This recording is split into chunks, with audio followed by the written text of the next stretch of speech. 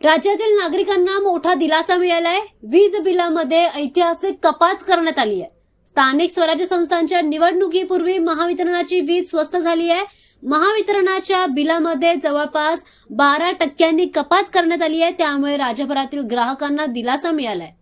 मिळालेल्या माहितीनुसार महावितरणाच्या वीज बिलामध्ये जवळपास 12% कपात करण्यात आली आहे। राज्य वीज नियामक आयोगाच्या 28 मार्चच्या आदेशानुसार तुर्तास वीज बिल आकारणी करण्याचे आदेश हायकोर्टाने दिले आहेत। हायकोर्टाच्या आदेशानंतर महावितरणाची वीज स्वस्त झाली आहे। महावितरणाने मागच्या महिन्यात वाढवलेल्या घरगुती ग्राहकांच्या वीज वापरानुसार प्रति युनिट 35 ते 95 पैसे इतकं इंधन अभिधार करण्यात आलं होतं, पण नोव्हेंबर महिन्यामध्ये हा इंधन अभिधार शून्यावर आकारण्यात आलाय।